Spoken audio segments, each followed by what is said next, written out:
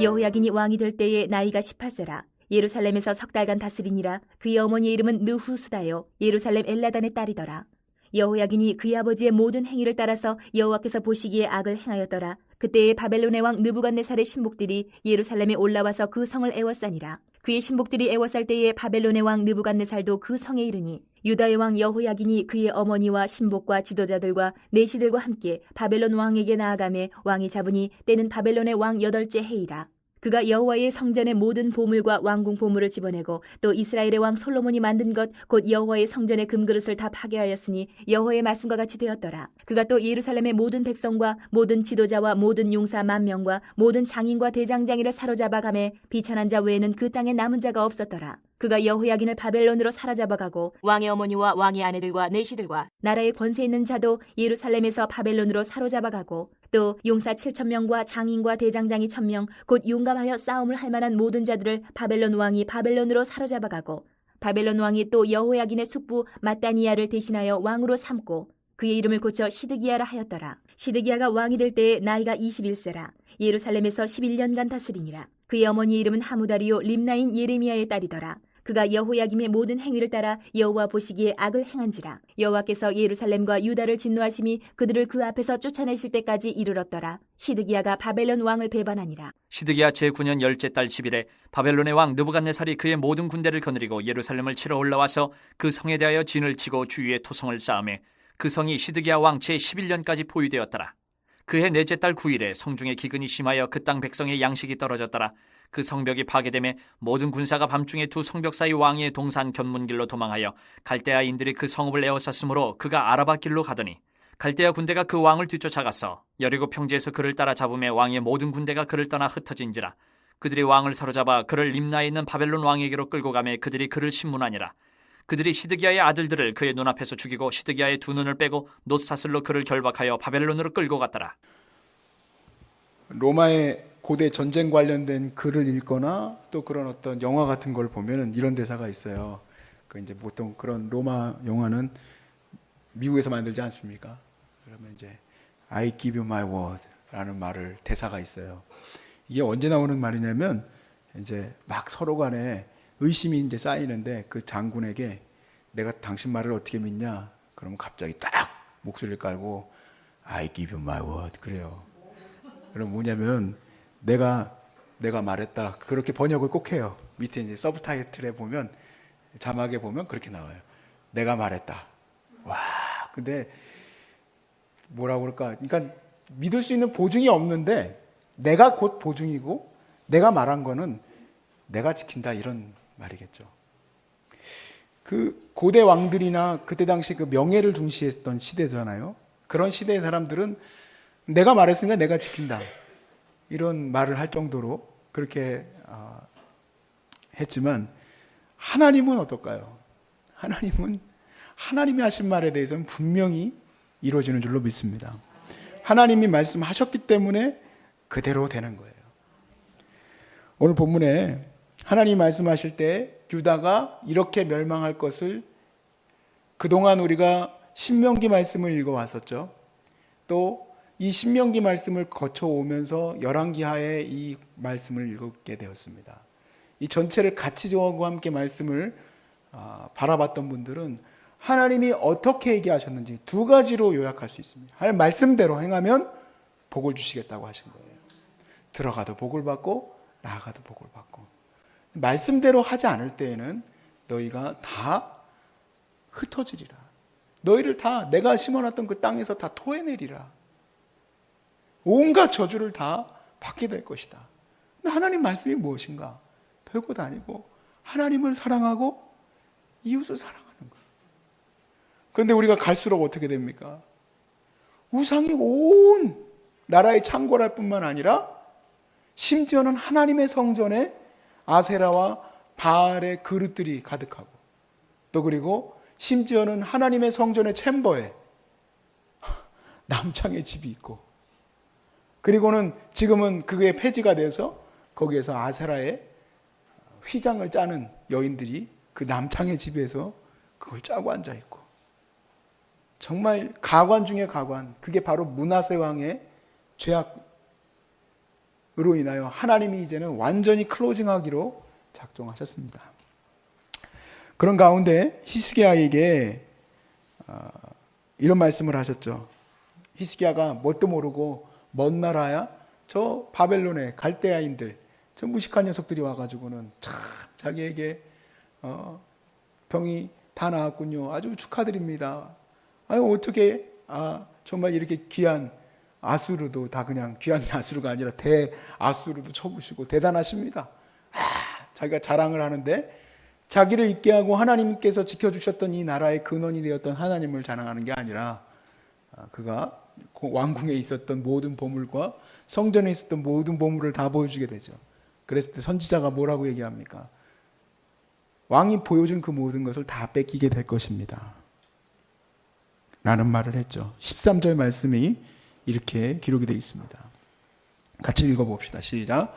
그가 여호와의 성전의 모든 보물과 왕궁 보물을 집어내고 또 이스라엘의 왕 솔로몬이 만든 것 곧 여호와의 성전의 금그릇을 다 파괴하였으니 여호와의 말씀과 같이 되었더라. 지금 이 한 구절은 결국 지금 열왕기까지 오기까지의 이 하나님의 모든 말씀, 그게 이 한 구절에서 다 이루어지고 있는 겁니다. 하나님께서 성전을 클로징하기로 작정하셨다는 겁니다. 사람의 손으로 지은 그 성전을 더 이상 기대하실 수가 없어요. 인간이 이렇게까지 타락할 수 있구나. 내가 너희와 함께 하겠다고 했던 바로 그곳이죠. 우리가 여호와를 알다 할 때 그 알다가 혹시 들어보셨는지 모르겠지만 히브리어로 야다라는 말이잖아요. 그것은 부부관계를 말하는 단어입니다. 소위 말해서 하나님의 성전은 하나님과 신부된 우리 하나님의 백성들이 함께하는 침상과 같은 곳이에요. 근데 그곳에 더러운 우상들을 갖다 놓은 것은 말 그대로 창녀짓을 한 거고 남창짓을 한 거죠. 그거를 견딜 수 있는 남편이 어디 있으며 우리 부부의 침상을 더럽힌 그것을 견딜 수 있는 아내가 어디 있으며 남편이 어디 있습니까? 하나님이 그것을 어떻게 견딜까요? 어제 어머니가 그런 설교를 하셨더라고요. 하나님이 우리를 향한 마음을 표현할 때 내 심장, 성경에 나와 있는 단어는 아니지만 굉장히 시적 표현이고 드라마틱한 표현이고 심장이 있다라는 건 뭘까? 그건 목표거든요. 목표. 인생의 목표. 가슴을 뛰게 하는 거. 남자가 여자를 바라볼 때 내 심장. 여자가 사라지면 심장이 멎었다. 얼마나 멋있어요. 근데 나는 그렇게까지만 상상을 하고 생각을 하고 있었던 표현인데 하나님을 향한 표현을 쓸 때 제가 정말 놀랐어요. 저건 진짜 어머니 아니면은 그러니까 우리 어머니라서 그런 게 아니라 어머니의 마음에서 아들을 향한 마음을 저렇게 볼 수 있기 때문에 쓸 수 있었던 단어구나. 그런데 하나님이 내 심장이라고 여기는 이 백성이 더러운 바알과 아세라를 침실로 끌어왔으니 그거를 견딜 수 있으실까요? 이제 더 이상 므낫세 죄 이후에는 하나님이 이제 클로징하기로 작정하셨어요. 말씀대로 지금까지의 모든 말씀대로 하나님이 다 털려가게 하셨습니다. 히스기야의 예언 가운데 열왕기하 20장 18절 그 말씀에 보면 이런 말이 있어요. 또 왕의 몸에서 날 아들 중에서는 사로잡혀 바벨론의 왕궁의 환관이 되리라 하셨나이다 하니. 포로로 잡혀가는 것이 있게 된다는 얘기예요. 그런데 이 말씀이 어떻게 이루어지게 됩니까? 15절과 16절 말씀에 오늘 본문 24장 15절과 16절 말씀에 보면 그가 여호야긴을 바벨론으로 잡아가고 여호야긴을 바벨론으로 잡아갔습니다. 왕의 어머니와 왕의 아내들과 내시들과 나라의 권세 있는 자도 다 예루살렘에서 바벨론으로 잡혀갔습니다. 소위 말해서 왕궁 가족들, 왕족들이 다 잡혀가게 됩니다. 그리고 용사들이 다 잡혀가고 장인, 대장장이 전부 뭡니까? 대장장이가 잡혀간다는 것은 소위 말해서 군사 무기를 만들 자들을 말해요. 그러니까 대장장이들을 다 빼갔습니다. 하나님 말씀이 한 개도 떨어지지 않는데 그 말씀이 어느 정도로 무서운지를 보게 돼요. 네 아들 하나가 잡혀간다는 게 아니라 왕궁 전체가 다 잡혀가고, 또 그리고 유능한 자들이 다 잡혀가서 이 유대에는 남아있는 자들이 별로 볼품이 없는 자들만 남아있고 말았던 겁니다. 싸울 수 없는 사람들이 남아있던 겁니다. 이렇게 하나도 땅에 떨어짐이 없었습니다.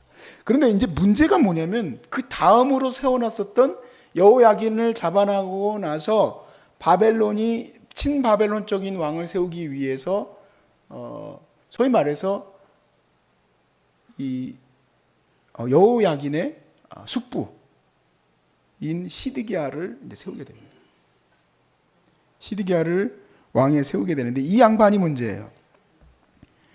왜냐하면 하나님이 우리도 그렇지만 누군가 본보기로 보여줄 때가 있지 않습니까? 본보기로 아주 세게 혼내실 때가 있어요. 저도 우리 담임 선생님한테 한번 세게 혼난 적이 있어요.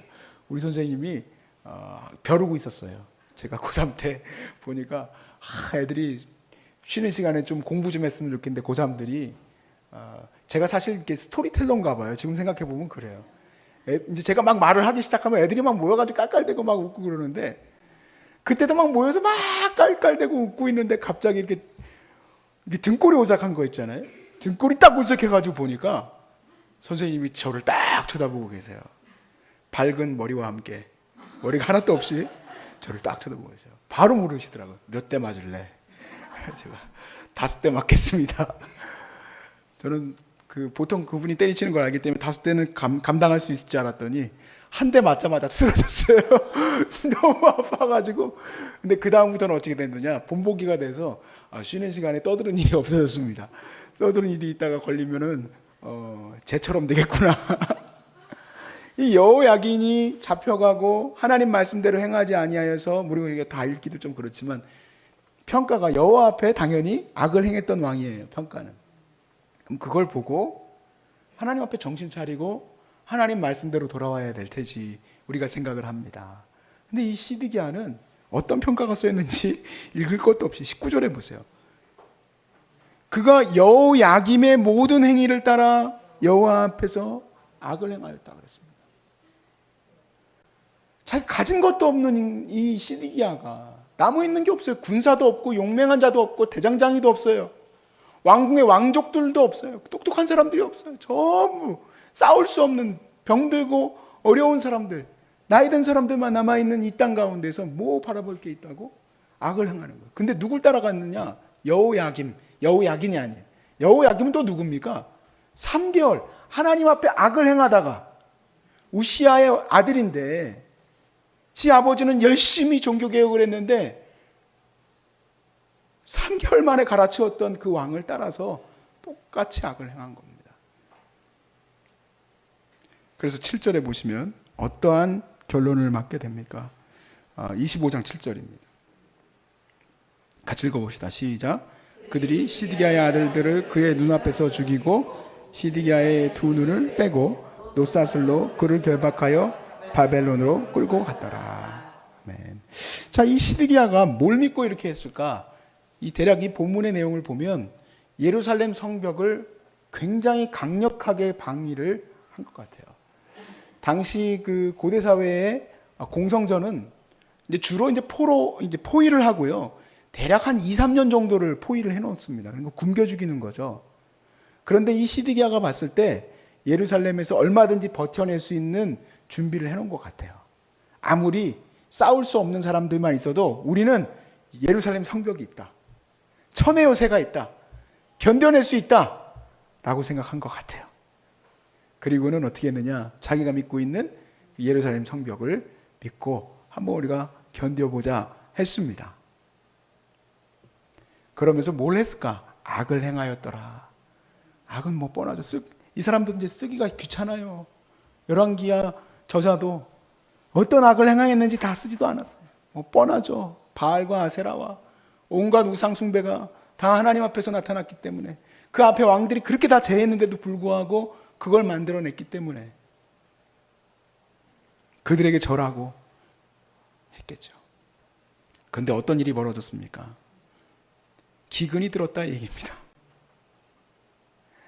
그 예루살렘 성 안에 기근이 들었어요. 여러분 보시면 2절입니다. 25장 2절과 3절. 그 성이 시드기야 왕 제11년까지 포위되었어요. 근데 시작이 언제냐? 25장 1절에 9년 열째 달, 대략 한 1년 조금 넘게 포위된 상태입니다. 견딜만 해요. 그런데 3절에 보니까 그의 넷째 달 9일에 성중에 기근이 심하여 백성의 양식이 떨어지게 되므로 당연히 이 공성전이나 이런 나라적인 이런 싸움이 있었던 이때 당시에는 제일 무서운 게 사실은 밥 먹는 겁니다. 군량을 자르는 게 제일 힘든 부분이에요. 그런데 이거를 하나님이 끊어버리셨어요. 하나님이 기근이 일어나게 했는데 그 성중에 일어났어요. 예루살렘 성중에. 그런 거 아시죠? 여기서 전화하시지 않습니까? 야, 거기 서울도 비 많이 오니? 아니, 서울은 안 와요. 여기야, 난리 났어. 딴 데는 다 비가 오는데 어디에 비가 안 와요? 수도 예루살렘에 비가 안 와요. 참.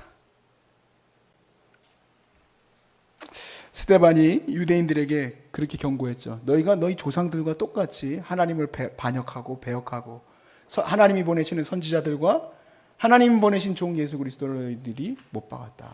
그렇게 비난을 했었죠. 바울도 뭐라고 우리를 소개합니까? 너희들은 본디 사단의 자식들이다. 너희들은 원래 마귀의 자식들이었다. 세상의 권세, 공중 권세를 쫓아다니고 살고 그렇게 말씀은 없이 뒤흔들리는 그러한 인생들이었다 이 얘기입니다. 하나님이 말씀하셨습니다. 신명기로부터 말씀을 하셨지만 또한 예수님을 통해서 말씀하셨어요. 이때가 어떤 때입니까? 하나님이 이제 이 세상을 심판하실 때이다. 하나님 말씀대로 될 줄로 믿습니다. 하나님 말씀대로 이때에 하나님께서 우리에게 원하시는 것은 무엇일까? 깨어서 하나님의 거룩한 처녀로 세워져야 될 줄로 믿습니다. 우리가 무너진 성전을 재건하고 또 먹을 양식을 먹지 못하는 하나님 말씀을 먹지 못하는 그 굶주린 영혼들에게 주의 거룩한 말씀을 먹이고 또 목말라서 지쳐하는 그 영혼들에게 예수 그리스도의 거룩한 물을 마시게 하는 하나님의 샘물이 되어야 될 줄로 믿습니다. 저는 여러분이 그리고 또 제가 이 사역을 우리 목숨이 주어지는 날까지 제 목도 요즘에 별로 회복이 안 돼서 큰일입니다. 근데 내 목이 우리 목사님 봐도 그래요.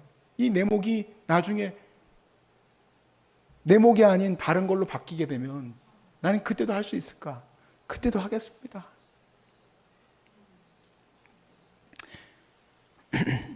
어제 사실 제가 좀 잠깐 슬펐어요. 제 곡 하나를 권희규 장로님이 들려달래요. 그래서 막 조르셔가지고 기타를 갖고 와서 이제 권 장로님 앞에서 찬양을 했는데, 야, 미도 안 올라가는 거예요. 제가 뭐 찬양은 잘하지는 못하지만 그래도 미는 올라갔거든요. 왜 이렇게 속상한지 모르겠어요. 어제 막 목이 안 올라가서, 아유, 이제는 목이 다 매일같이 설교하고 찬양하니까 못 견디는 건지 몸이 못 견디는 건지 모르겠어요. 그래도 주님을 높이고 이 일을 감당하는데 내게 주신 이 모든 것들이 다 완전한 하나님 앞에 사용되면 얼마나 좋겠습니까? 주님이 오실 때 내 백성을 먹이는 자들을 볼 수 있겠는가? 제가 그렇게 했으면 좋겠어요. 저는 여러분이 마지막 순간까지 주님을 향한 그 위치에서 절대로 뒤로 물러서지 않기를 바랍니다. 어떤 어려움이 와도 어떤 문제가 발생하여도 종교개혁 시대에 하나님 편에 섰던 자들과 같이 또 이 조선 땅 가운데 많은 어려움 가운데서 주님 편에 섰던 자가 같이 이 아주 어려운 이 멸망의 때에 여러분은 끝까지 주님의 백성으로 세워질 수 있기를 주의 이름으로 축복합니다.